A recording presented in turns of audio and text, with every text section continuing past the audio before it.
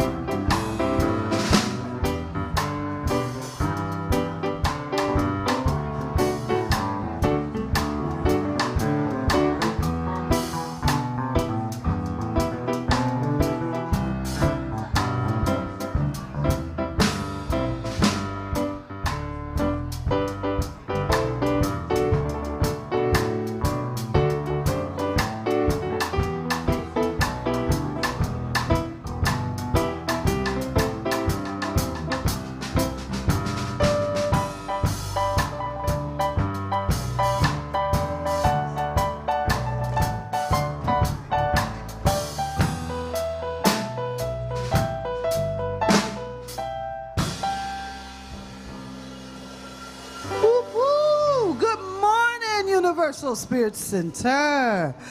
Oh, come in from out of the rain. Is it raining out there? Sprinkling love dots on us. It's so good to see you this morning. Let's give some love to our wonderful band. Linda on piano, Oliver on bass, Matt on drums. And I always forget to announce myself. I'm Gino Walker. I'm your musical director. So grateful to be here with you this Sunday. Faith, trust,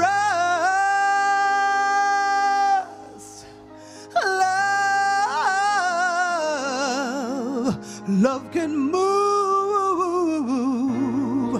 mountains. 1, 2, 3, 4. Woo.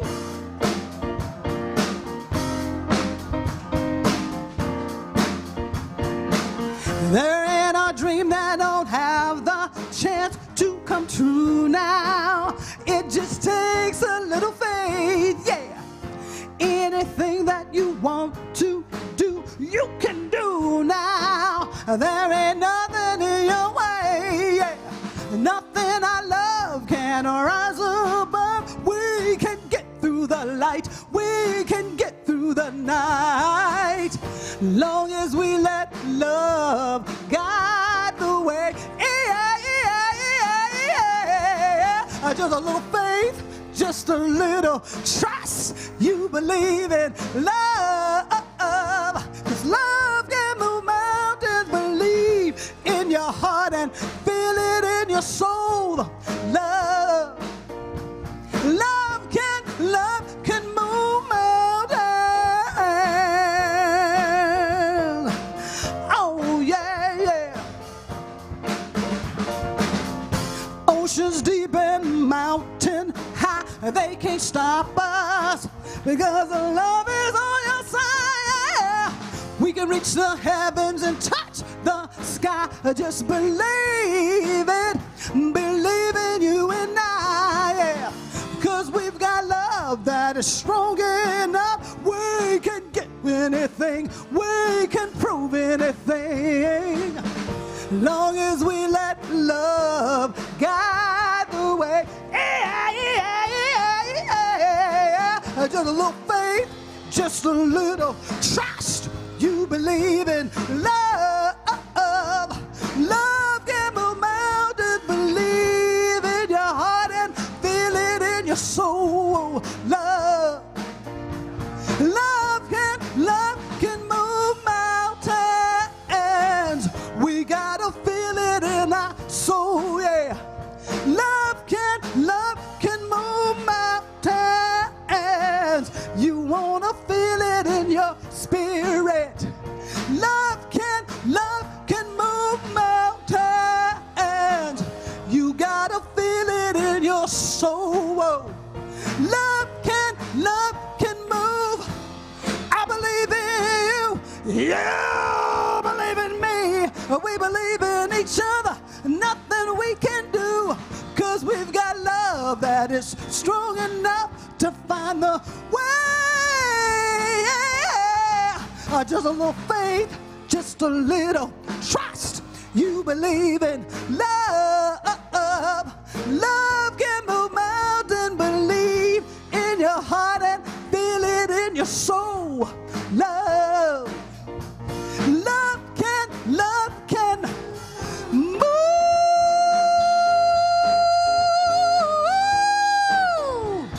Love will move.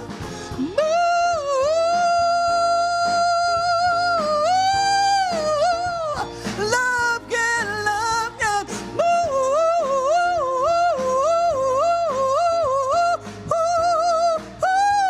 Love can move mountains.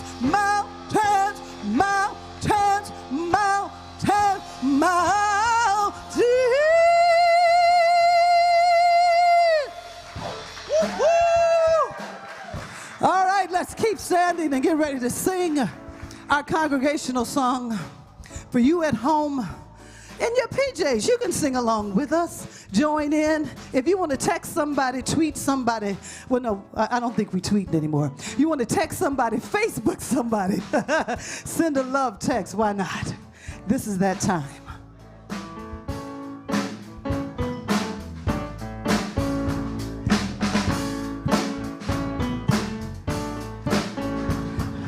Thank you, God, for everything. Thank you, God, for everything. Thank you, God, for everything. Thank you, God, for everything. Oh, feel that.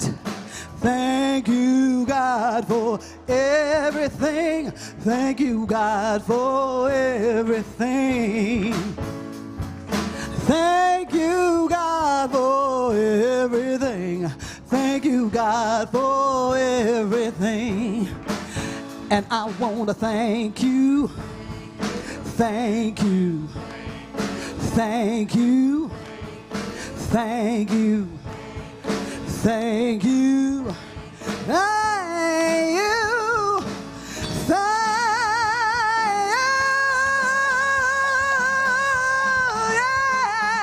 Thank you, God, for everything. Thank you, God, for everything.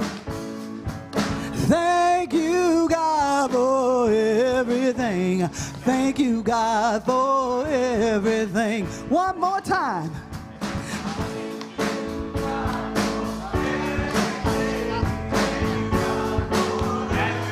Sing it like you mean it. Thank you, God, for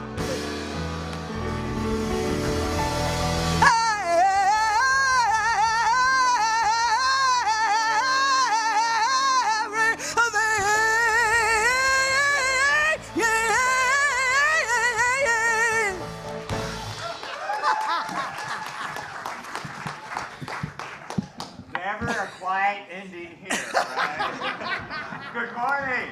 Good morning. Welcome to Universal Spirit Center. I'm Kevin Busey, and I welcome you this morning. A special welcome to all of you as well who join us online. We're so glad that you join us.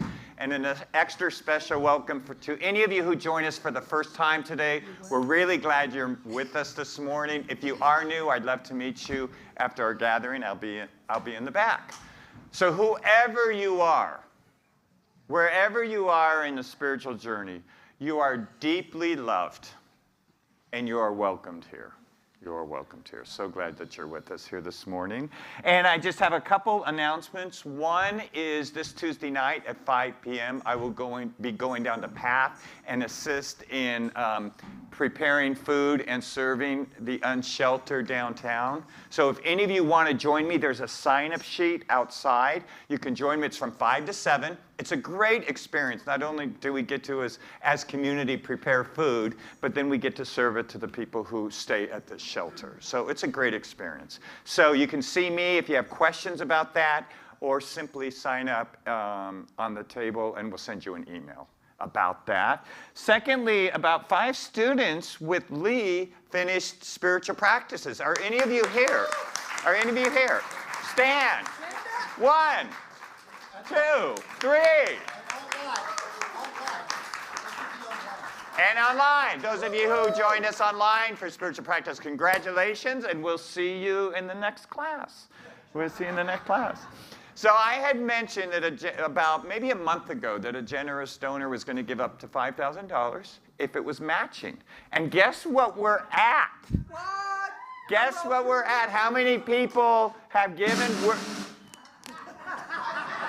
Thanks there, Matt. That worked really good. So we are at 4,731. So let's just lay this baby to rest. Come on.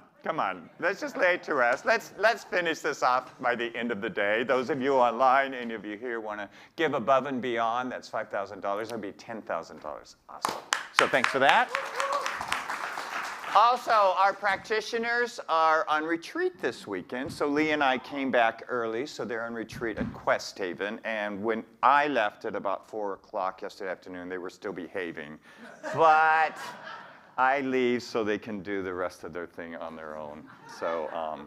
So we will not have a live prayer in the back, but if you would like a prayer request, please fill out a sheet, and I will make sure all the practitioners get them and pray for them all week. Okay, those are my announcements. Who's next? Gino. I am. Good morning again, family. I have our history, and it says the history of hate between cultures, religions, and sexuality. Here are some of the examples: the medieval crusade, colonialism and imperialism, Protestant and Catholic conflicts, 20th century instances of genocide and ethnic cleansing, the division of nations like the 1947 partition of India, Israel-Palestine conflict, modern legal sanctions against sexuality, the first recorded arrival of enslaved Africans in 1619. Whew. Take a breath. And I wanted to do that so we could see what our history has been all over the world. Here lies the importance of ongoing advocacy, education, and legal reforms to combat discrimination and promote equal rights for all.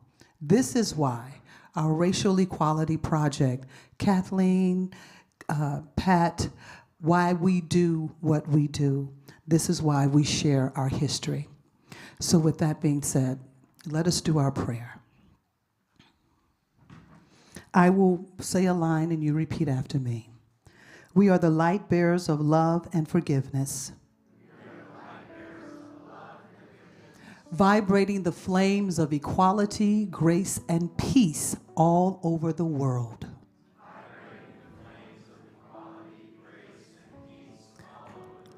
Embracing our history is key to overcoming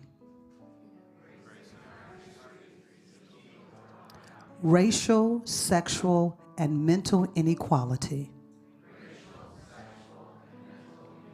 We are all a part of our history.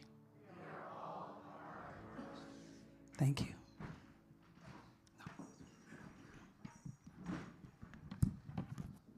Good morning. So we're here to invite you to the second of our author series lectures, and this is going to happen this Wednesday night right here at 6:30 in the evening. Some of you were at the first, and it was really well received. Anybody here who was at the first? Yeah, quite a few. Well, we have a real treat this Wednesday. Dr. Ruben Bettino, international lecturer and practicing psychotherapist specializing in single-session therapy using hypnosis, and author of 11 books, wrote a book called Meaning, a play based on the life of Viktor Frankl, who wrote the well-known book In Search of Meaning. Victor wrote drafts of the book while held in a concentration camp during World War II.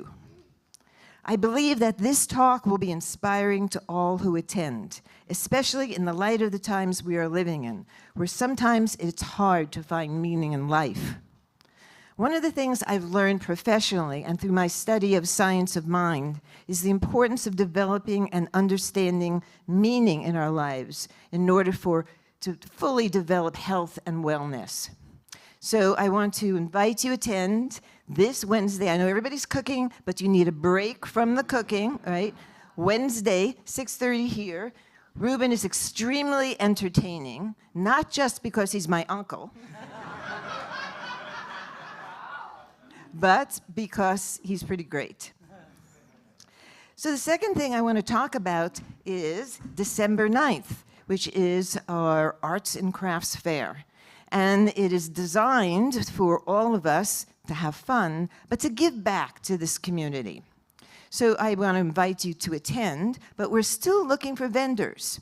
So we're looking for people in our community who do arts and crafts. So if you still would like to participate, contact me. My information is on either through the center or there's handouts outside, or come see me. We're looking for donations. We know each of you have precious objects that you think would make a great Christmas present. So we'd love to have you donate them. Rev Sherry is in charge of that. And then we're also looking for bakers. So we're gonna have a wonderful fair here with homemade baking. We're gonna have hot chocolate, cider. So come, see me, and help make this a great success. Thank you.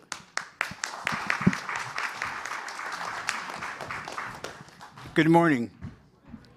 I'm Bob Mose. I have the rest of your announcements for today.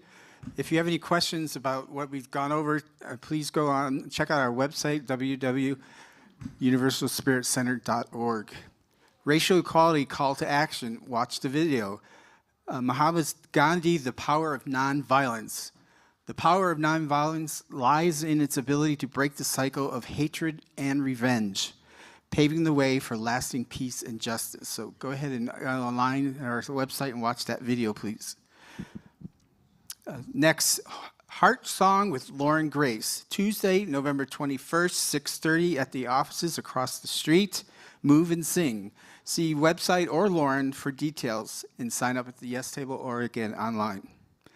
And finally, where's my little helper?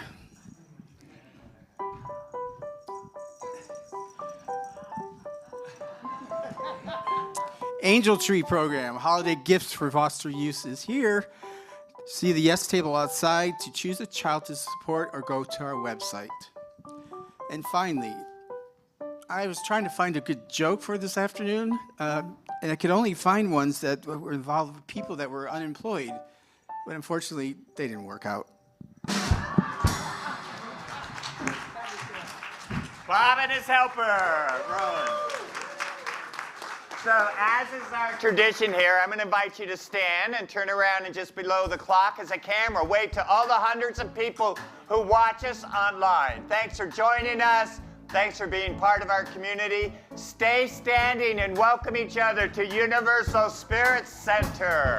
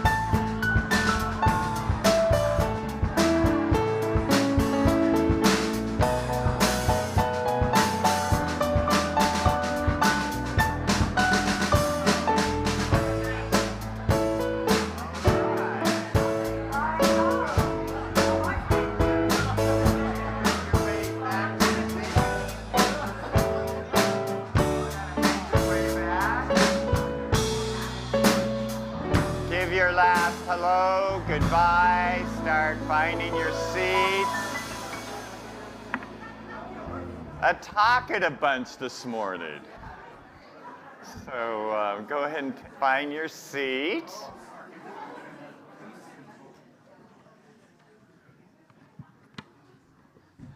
All right. So I have some sad news to share. This last week, Lydia DiVincenzo made her transition. She was very active in our community for many years. She was heading up so many of our volunteer programs, so many of our activities. She had been diagnosed with Alzheimer's about 3 years ago. And I think the last time she came to our center was about 1.5 years ago. And Reverend Sherry was with her as her son. I'm blanking on his name right now. Jason. And her granddaughter was with her too. She was very loved in our community. And she loved our community very much. She clearly called this home, and I just remember for 15 years, Sunday after Sunday, her being in the front row and right at the end, basically. And so we are really grateful for her years of service to us. So many years, so many hours of service. Someone was sharing with me this week how they remembered each Sunday morning they'd come in and she'd have a big smile on her face and welcome them. And they just kind of counted on that every Sunday that they came. So her good friend, Brittany, I've asked to light the candle. So this candle, let me talk a little bit about this candle. It's lit the first time on our Christmas Eve celebration. It's lit the first time then to remind us that the divine light shines in all of us.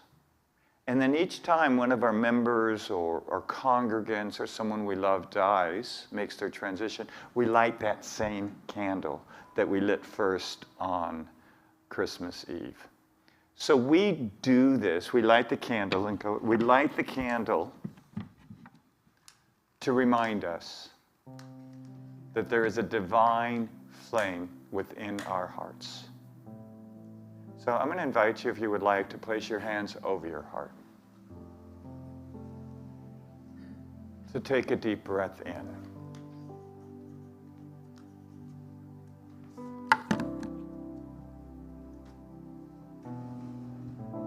Just breathing in deeply. If we could show her a picture during this time.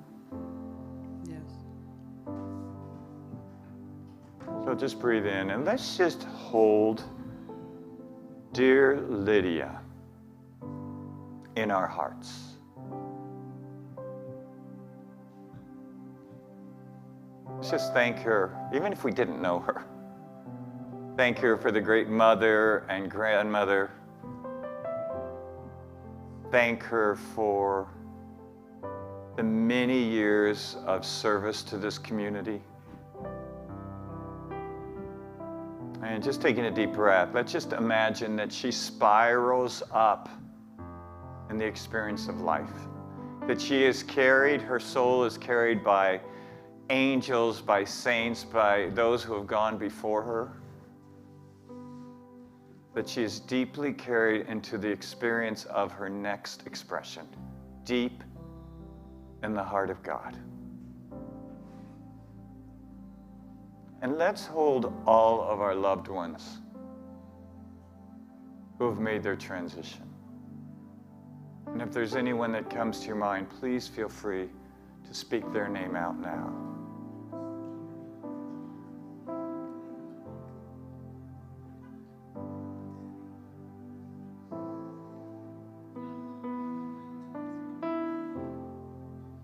So as we remember those loved ones, as we remember Lydia, let's know that we're surrounded in their presence and in the presence of love.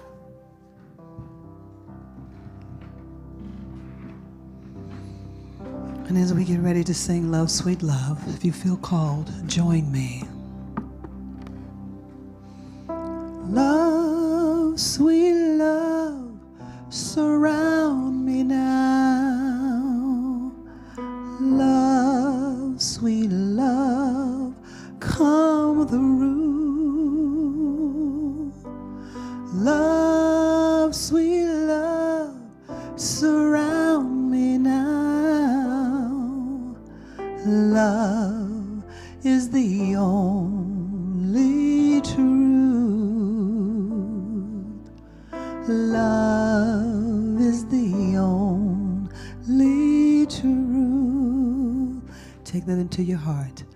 Love, sweet love, surround me now.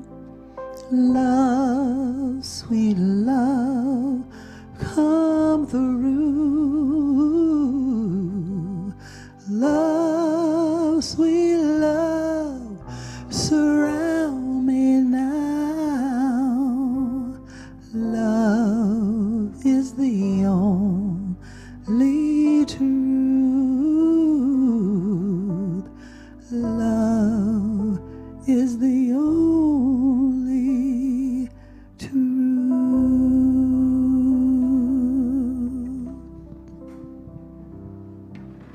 So I invite you to stay right in this space, this heart-open, tender space, as the Armin Trot continues to lead us in our meditation this morning.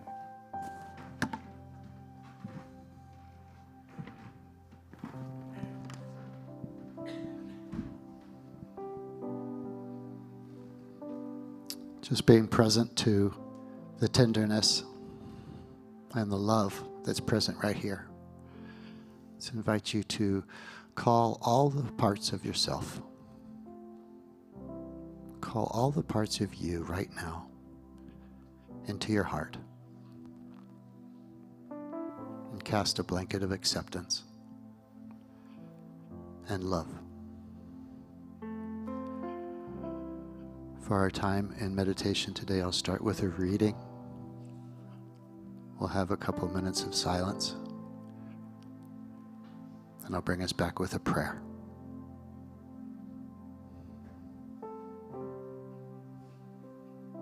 Eckhart Tolle says,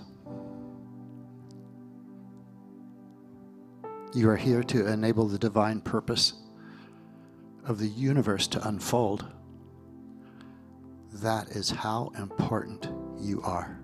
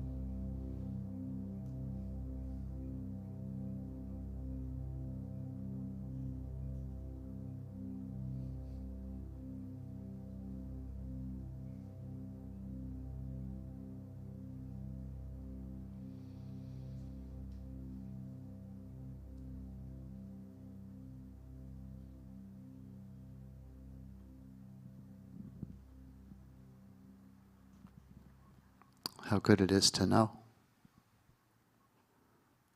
that in this very place, in this very space, is all the love there is.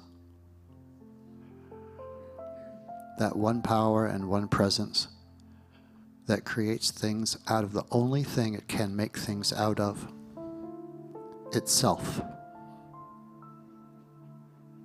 So we come together this morning in this consciousness of our union with all good, infinite love as us. So I absolutely know a mighty blessing on this morning, on every word spoken, every song sung, every note played, every action in this room, as it is part of that one perfect life which is eternal. I'm so grateful for this time, grateful for this consciousness, grateful for our faith in the ongoingness and the love that life is.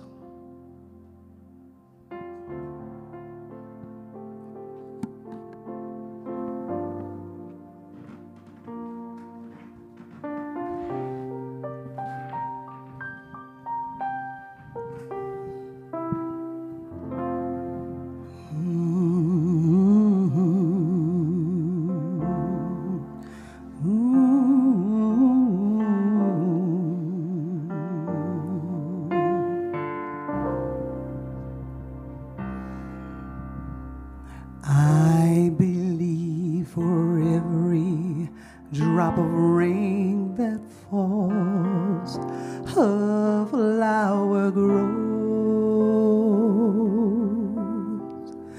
I believe that somewhere in the darkest night a candle glows. I believe for everyone who goes astray, someone will come to show the way. I believe, oh, I believe. I believe for every storm, the smallest prayer will still be heard. I believe that someone in the great somewhere hears every word. Every time a newborn baby cries, or touch a leaf, or see the sky, then I know I believe. Every time a newborn baby cries, or touch a leaf, or see a sky, then I know I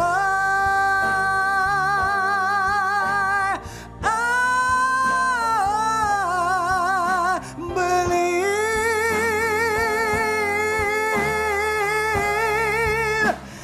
I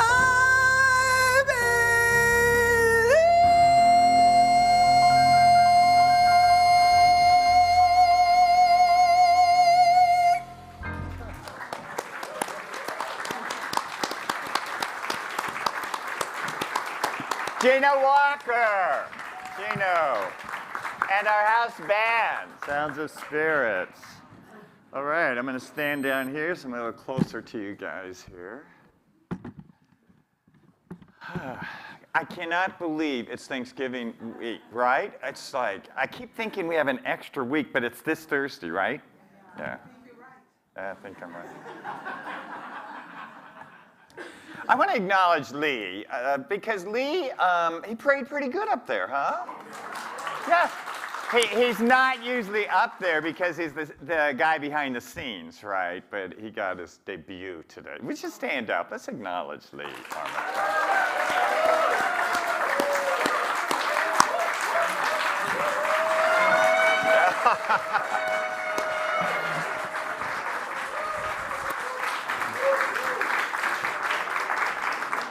Very nice, very nice. So I love this reading by Eckhart Tolle. I want to read it again. You are here. You're here on the planet. You are here to enable the divine purpose of the universe to unfold.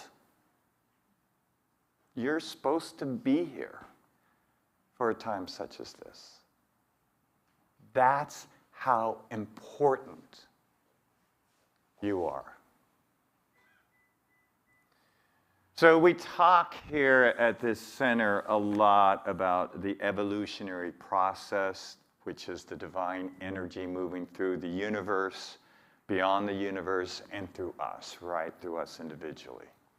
So it's that energy within us to make a difference in the world, to connect, to be better than we've been before, right? To move into a more magnificent self. That's the evolutionary process, to feel more love, more peace, more success. All those feelings are simply the evolutionary process wanting to move through us. So as we go into Thanksgiving week, I thought it might be fun for us to just pause and take a look at how you've grown or evolved, say in the last couple years. Just how you're making more of a difference. How you're different now than you were a couple years ago. Because I knew I was going to ask us this question. I thought, you know, for me, what it is I'm having more of an awareness when I'm caught up in the rushing, overwhelming sense of thinking that goes on. You know, that overwhelming thinking. And I'm kind of out of touch with the present moment. So I find myself more aware of just caught up in those multitude of thoughts that move through us. Anyone have a share where you feel particularly proud of in your evolution over the last couple years, 5 years, this last week? Yeah, Maria Teresa. I've learned to receive at a higher level. Ask for what I need. Good. So it was just shared that Maria Teresa has learned to receive, to ask for what she needs. Good for you. Yes, Joel. I've been able to open my heart to others who judge me. Good. Open your heart to those who judge you. Great. Lorraine. I'm not in charge of the world. Yeah. Or any of your children. So Lorraine Iverson says, in case her kids are watching, that you're not in charge of the world nor any of your grown, almost middle-aged kids. Yeah. James. I can do difficult things. Yeah, good. Yeah, Kathleen. New level leadership. Great. Elizabeth. Feel more grounded. Yeah, good. John. I can feel into non-physical energy. Can feel into non-physical energy. That's awesome. Yeah. I created a wonderful relationship with my Aunt Margot. Oh. Created a wonderful relationship with her Aunt Margot. That's nice. Good. And you know what? We all made it through the pandemic. Did we? Most of us here. Most of us. So I had a scary thought. What if the evolutionary impulse moving through all of the universe just suddenly stopped? Wouldn't that be a scary thought? So I invite you this week to just give thanks for the growth that's happening through you in whatever ways it's happening. You're doing a good job. Hang in there. Keep going. So I wonder if any of you had this experience. I had it the other morning, and I'm aware sometimes of having this experience. Or wake up in the morning, and I'm aware there's just a moment of stillness before I kind of remember you know, what day it is, the tasks ahead of me, what problems I'm engaged in. And then this rush of thinking happens. How many of you could relate to that? If you can't, be more aware in the morning, because that's what happens. We move from a place where our ego mind is quiet, sleep, right? And then moments after we wake up, it kicks into high gear. The rush of thinking. And for many of us, it doesn't stop all day long. It doesn't stop all day long. That's why so many spiritual teachings say it's really beneficial in the morning to do some kind of spiritual practice. Some kind of spiritual reading or meditation or yoga or breathing. Have an experience of nature, because that it short circuits the bombardment of thoughts that we have. So that's a good practice, to spend a few moments in the morning, in the moment, to lessen that barrage of thinking that happens in our minds. So I want to talk a bit about this barrage of thinking that happens in our minds. So there's a term called collective ego. And collective ego is the ego of the human species, of humans. It's collective ego, and it started in the primates, our ancestors, when there was first an awareness that we were separate and that there was threat. At that moment, when we realized as a species that we're separate and that there's a threat to our livelihood, at that moment, ego developed. Ego is that which is within us that looks for danger, looks for threat, looks and seeks what's wrong in this moment so that I could fix it. What's wrong? What's missing? Who's not behaving? And I'll fix it. That's the ego-driven mind, right? So what's interesting about this is a lot of spiritual writers say there's a collective ego. And Annette mentioned concentration camps. Nazi Germany was a great example in a nation where there was a collective ego. Most everyone went along with the horrors that were going on in Germany, because it's collective ego. It's the ego of a nation. Apartheid in South Africa is another example. We could look at countries today, and it's almost like this low-energy mindset that a country has, because it's caught in this collective ego. So that's why it's important when we hang around folks, the crowds we hang around, there's almost like a collective thinking that can happen if we spend a lot of time with those folks. That's what the power of spiritual community is. To be with people who have a higher vibrational thinking going on rather than a lower vibrational thinking. Does that make sense?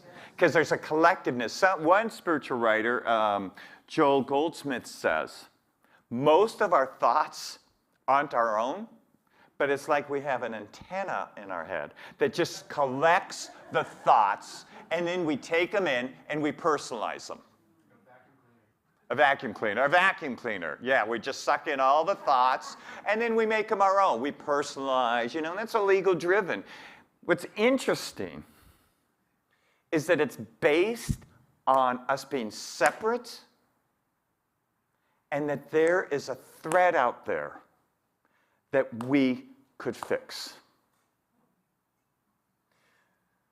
So this developed in our evolution as a species when there was a physical danger. We had to freeze, run, or run away from, or aggressive, you know, the three: flight, fight, or freeze. That's innate in us. But for most of us, although it's not true entirely, but for a lot of us on the planet, at least in this country, the physical threat isn't so much there. So we interpreted that to be a psychological threat. When you and I feel threatened in terms of our self-image, in terms of what other people think of us, we kick in that same response of fight or flight that in our DNA is a physical activity. It's supposed to respond when there's a physical threat, but we've made it psychological. Does that make sense? So if someone says something that hurts our feelings, we're in fight or flight or freeze, shut down. So it's a much more impactful dynamic that happens in our physical bodies.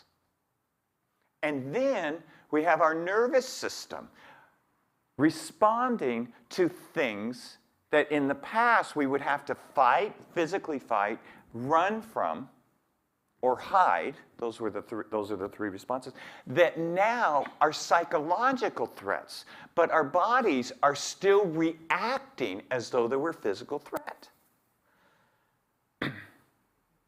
So the result of this is a nervous system that is always alert,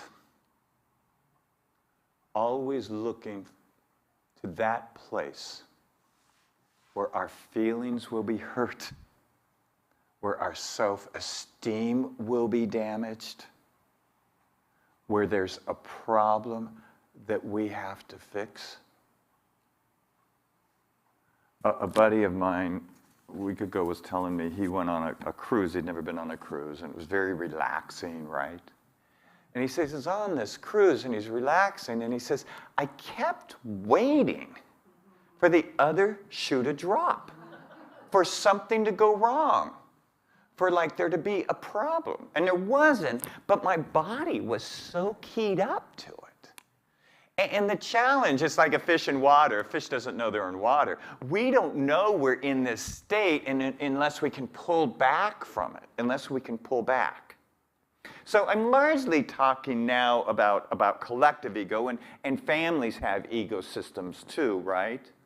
But there is also the dynamic where we have our individual egos, which are created from our own traumas, our own family systems, our temperament, the way we were brought up.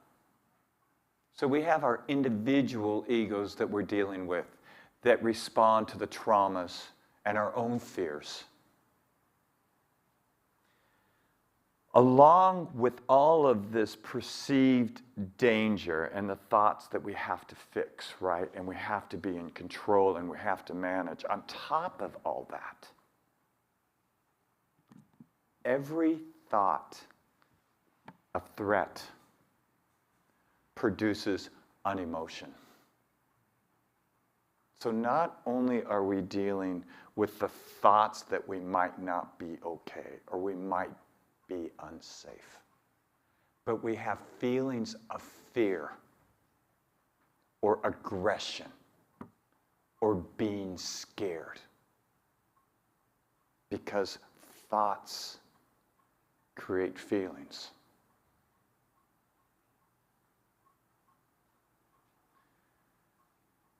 It's hard to be human.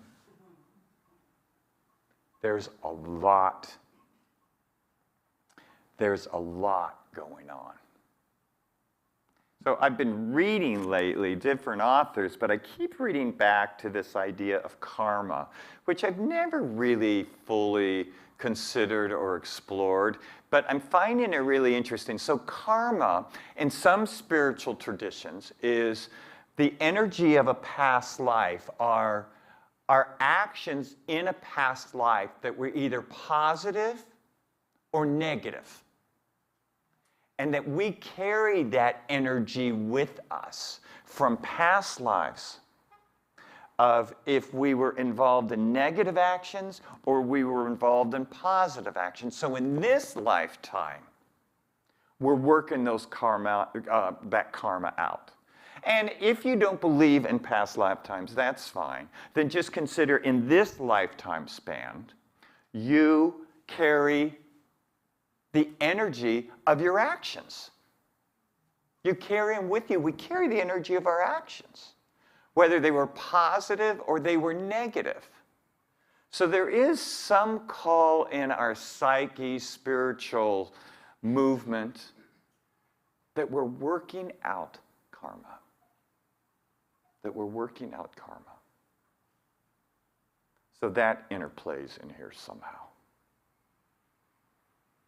And then one final thing about this piece that I want to say is there are also a number of spiritual writers, specifically David Hawkins he's a scientist, someone who had an awakening, very spiritual person who has combining his scientific approach to.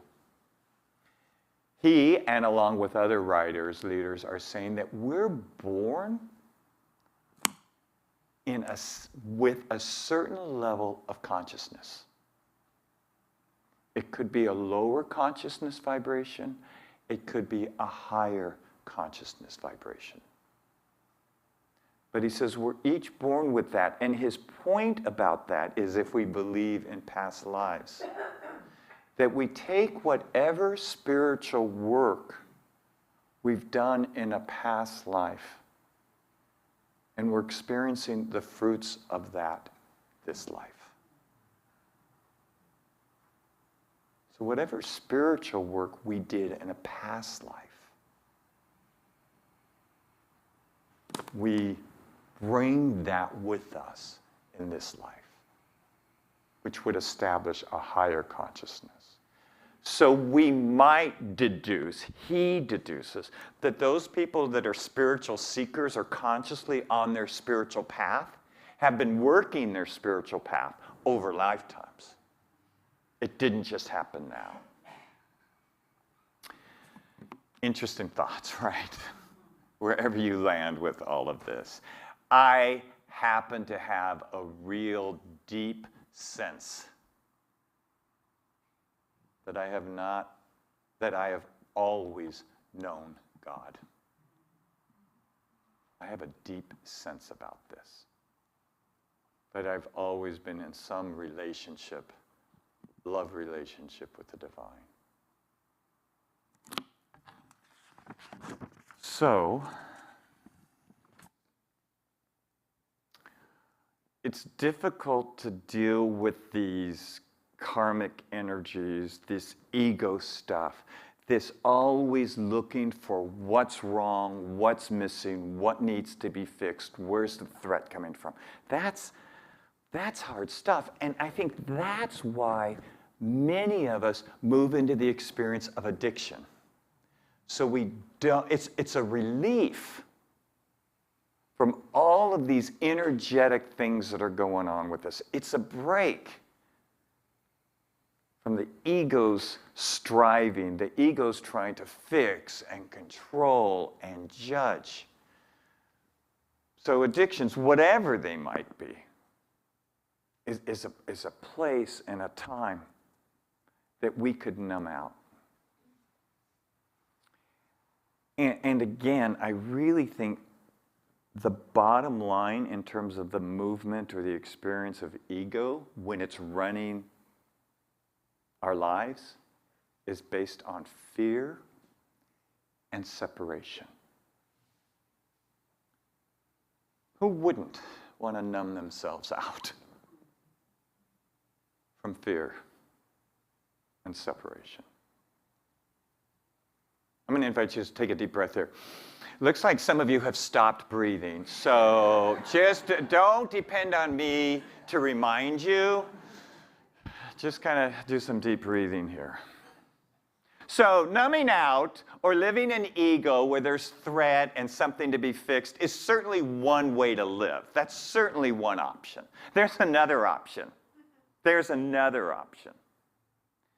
Pema Chodron, who's a nun, a Buddhist nun, I almost said Benedictine, a Buddhist nun, says when she was 10 years old, she would have a friend that they would have sleepovers at each other's house.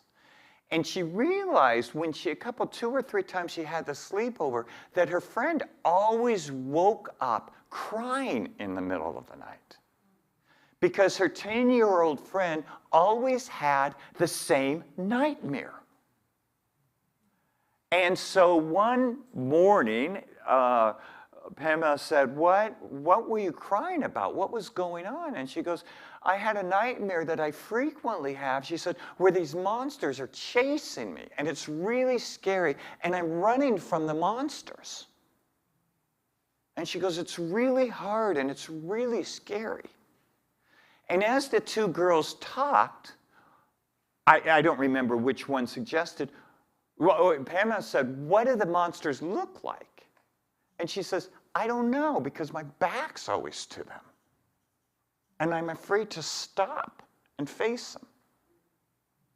And one of the girls, I don't remember which one, decided, what if you stopped and turned around and faced the monsters? So the little girl did that. She turned around in her nightmare and she faced the monsters. And they stopped chasing her, and with courage, because it was scary to turn around in her dream and face them, that's scary, she was facing her fears. And as she faced her fears, faced these monsters, they not only stopped, but as she looked at them, and she had some awareness, I want to describe what they looked like to my friend, because my friend asked what they looked like. She saw that one of them had a really silly hat on. The other one had makeup on, and the other one had the beginnings of a smile. And it's 10 years old, right? But as these girls talked about it, they realized, when I faced my fears, I realized it wasn't as scary.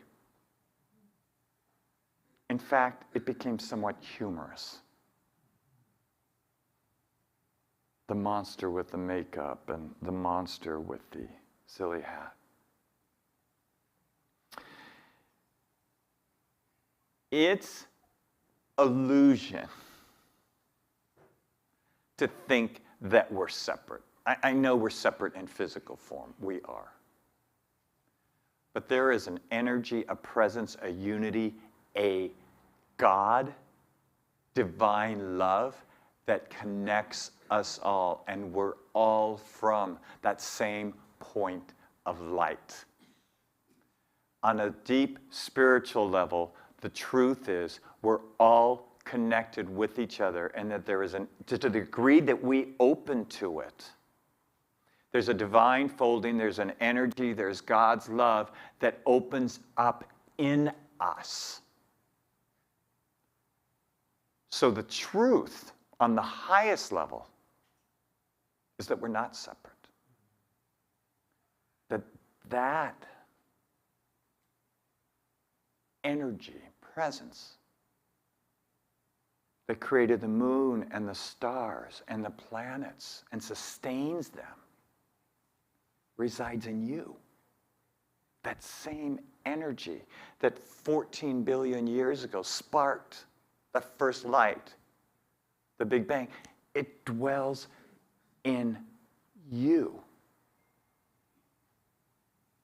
There is an intelligence right now that's happening in your body through circulation, through the ways that all of the organs are in sync with each other, that's causing you to breathe, causing your heart to beat, and it's all happening without your awareness. There's an intelligence that's keeping your life alive right now in your body. So a way to move through an experience of feeling fearful or separate, and we talked about this, there's a couple of you in this class that we're talking about now. We're talking about this in this class that I'm doing right now. The way to move from a sense of fear and separateness is to drop into our bodies. It's to drop from the head, which is ego-driven, the rush of thoughts about safety and I'm separate and there's something to fear or face or fix or control, that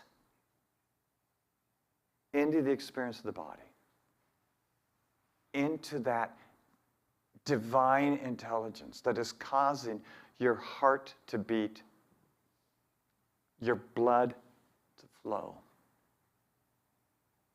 your breath to breathe. As we drop into the bodies, our body, and come present to this moment, not to what's going to happen tomorrow, not to facing family on Thanksgiving. This moment, now, here. Ego, the rush of thoughts slow down and are no longer in control.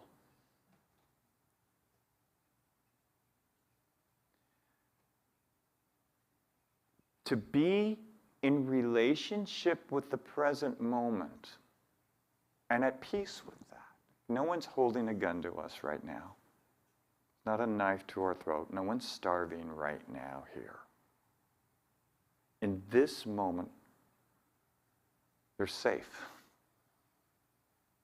And the degree that we go deeper into our bodies, deeper into divine intelligence, is the degree we actually experience more connectedness with each other, with our source. So I practice this in the mornings.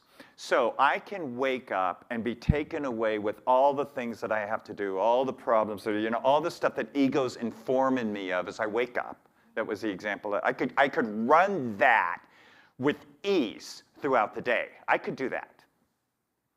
Or I could open my eyes and discipline myself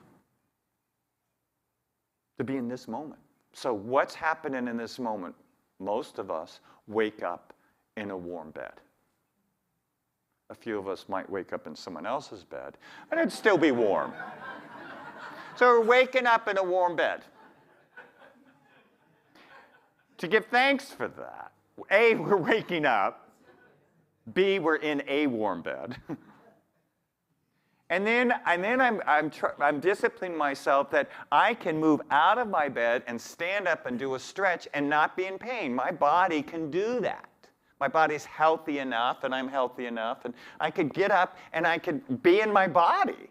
And then what I know is that 3 minutes away from that moment of getting up in my body and feeling grateful for that, there's a great cup of coffee waiting for me. For you, it might be tea or a good glass of water, but that's happening. And then as I make my way into the kitchen, there's light coming through. Oh, it's sunny or it's rainy. It's whatever it is, right? That's happening now. I could notice that. I could notice maybe how the sun comes through the window and lands on a desk or on a chair. I'm greeting my dogs in the morning. That's always great. Greeting my partner, all of that. And I can get my cup of coffee. And spiritual truth, spiritual inspiration is at our fingertips. It is. Your iPad, your computer, a book, it's literally at my fingertips. I have a book of spiritual reading, so I pull one out and I get inspired. And I'm in the present moment to the degree that I can. That's starting the day in partnership with divine source, with God. I can be clear that my first attempts, I'm not letting ego run my day. Fear, What's wrong? Where's the threat? And the final thing I want to say about this practice of being in our bodies and being grateful of the present moment is that it aligns us with our true nature. It aligns us with divine energy, with God's love. That's what it does. So when you and I step out of bed in our bodies, in gratitude, in awareness, you and I are being more true to our authentic selves than we would be if we were letting our minds run our getting out of bed. So I'm going to invite you to take a deep breath. I'm going to invite you to close your eyes. I'm going to invite you to breathe, to move from your head, to breathe right into your body. Deep, full body breath, right? All the way down to the soles of your feet. Breathe in, and then breathe out. Just let go. And feel into your body. Feel your body. What's your body feel like? And take a moment and just give thanks. Give thanks for your body. Give thanks for the wisdom, for the intelligence that dwells in your body.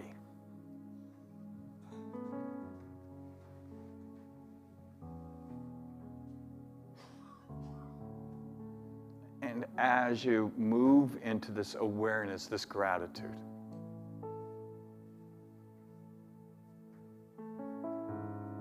become aware of a presence within you, a divinity, a life force, an evolutionary impulse.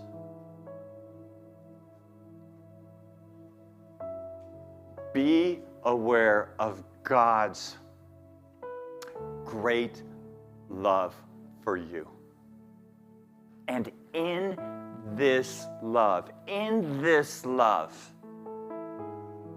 is everything you need.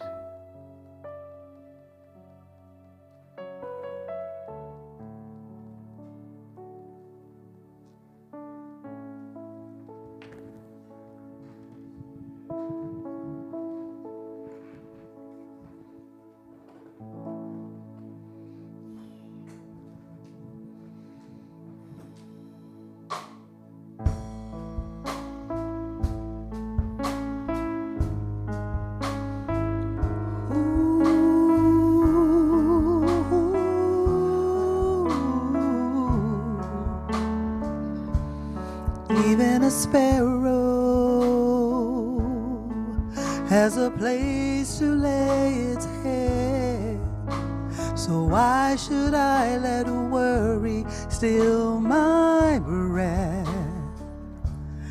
Even the roses, you are clothed in brilliant red. Still I'm the one you love more than this. You give me everything. You give me everything. You give me everything I need.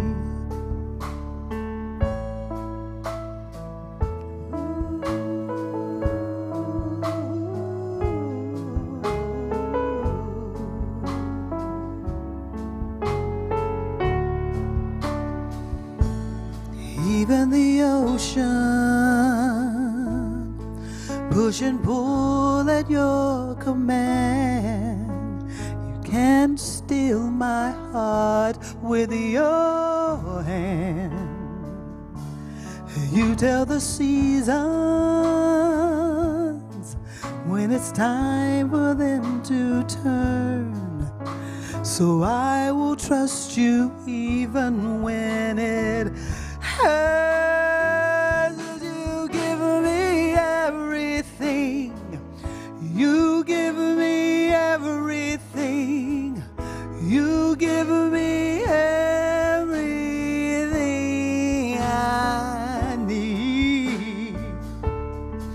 When I can't see you, show me. When I can't hear you, tell me. When I can't stand, you carry me. When I'm lost, you will find me. When I'm weak, you are mighty. You are everything I need. 'Cause you give me everything. And you give me everything. You give me everything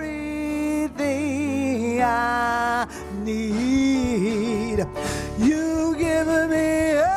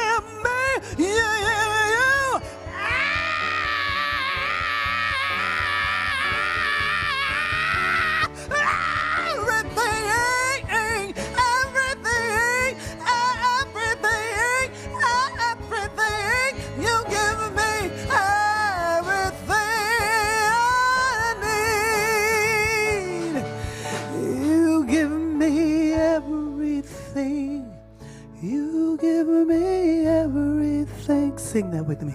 You give me everything I need. You give me everything. You give me everything. You give me everything I need. One more time. You give me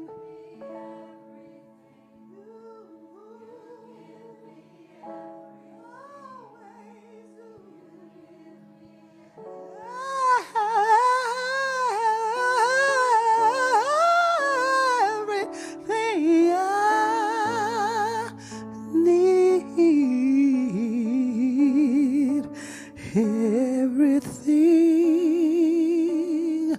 I need.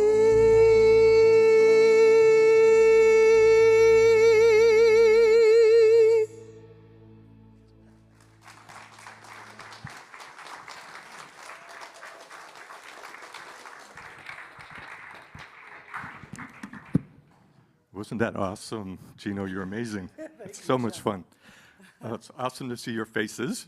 And I thought it was awesome yesterday. I was playing pickleball with Bob and Cheryl, and they asked me, I told them I was going to do the Tide Talk, and they said, what are you going to talk about? And I said, I'm going to talk about my spiritual evolution. And having no idea that that was what our talk was going to be about today. And having gone to Margot's long enough, I realized that I am synchronistically in tune, and that was exactly supposed to be the talk that I was going to give. So I appreciate that. And I just wanted to share with you, and I mentioned when Kevin was asking, that I feel like I am able to feel into non-physical energy now, and sometimes that's available to me. And if you know me, you know I love doing breath work, and I just wanted to share with you two breath works that I experienced some amazing things with. And the first was I was in the Mason's Hall, breathing on the floor, and all of a sudden my spirit raised up out of my body through the roof and flying into the sky. And I was being drawn directly towards something, and I didn't know what it was. And immediately as I get up there, it's this huge, huge consciousness. And when I looked ahead, there was a little piece, like the one piece of a 10,000-piece puzzle that was missing. And I looked down at my body, and it was the exact same shape, and I fit right into that 10,000-piece puzzle. And the most amazing thing was, with the blink of an eye, I felt this, I called it profound love. It was the most profound peace. It was peace. It was profound peace that I've ever felt in my life. And I've since read in scriptures that it's called this peace that surpasses all understanding. And I'm like, wow, that's amazing that I can experience that, right? Experience that in physical form. And the result of that was I no longer fear death. I know that I am an eternal being, and that is the reality that I am going to return to. So there is nothing to fear about death. So that was very profound. And then last month I had another experience breathing with Angela, and we're in her little guest cottage, and I was instructed to fill the room with love, right? To expand my consciousness, to try to fill the room with love. And I'm breathing and I'm filling the room with love. And as the room filled up, all of a sudden I realized my consciousness was in each corner of the room, all at the same time. So I had an experience of being non-localized consciousness. And it was tremendous. It's an amazing experience. And this has all happened because of Universal Spirit Center. When I walked in, I didn't know there was a difference between religion and spirituality. When the first time I heard Kevin talk about the chakras, I'm thinking, whose BS system is this?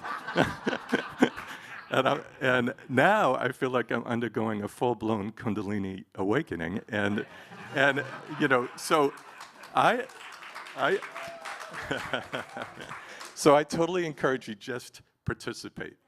Participate. There are so many amazing teachers in our community, so many amazing ways to experience non-physical energy, and all you have to do is allow it. You don't have to do anything but allow it to happen to you.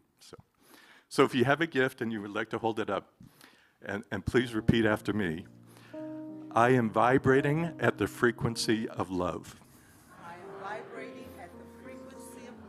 I am vibrating at the frequency of peace. I am vibrating at the frequency of peace. I am vibrating at the frequency of joy. I am vibrating at the frequency of joy. And let's anchor this in as we say together, and so it is.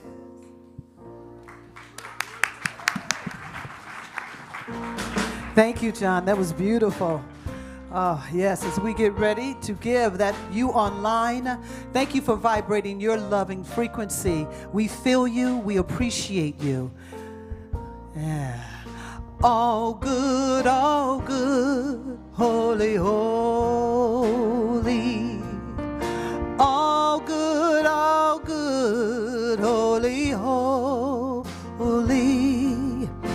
All in my mind, in my heart, in my soul, let me know all is good, holy, holy. All love, all love, all love, holy, holy. All love, holy, holy. All in my mind, in my heart, in my soul, let me know all is love, holy, holy. All God, all God, all God, holy, holy. All God, holy, holy. All in my mind, in my heart, in my soul, let me know all is God, holy, holy.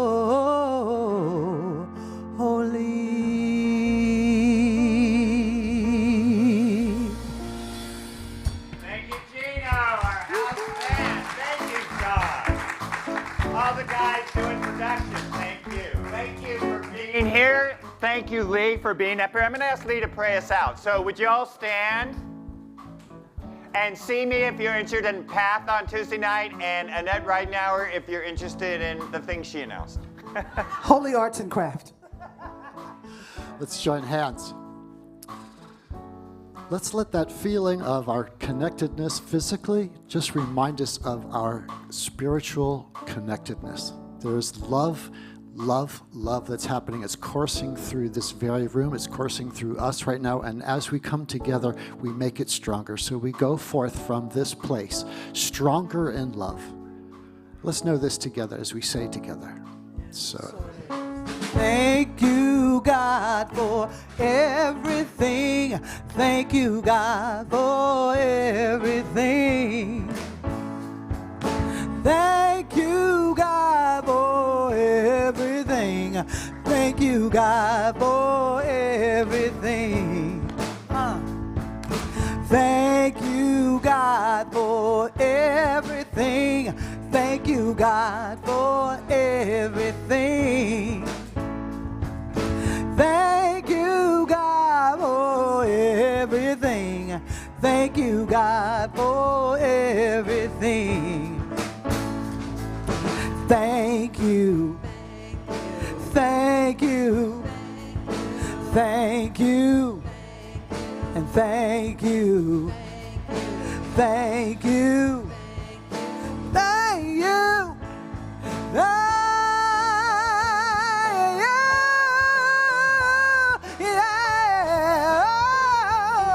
Thank you, God, for everything.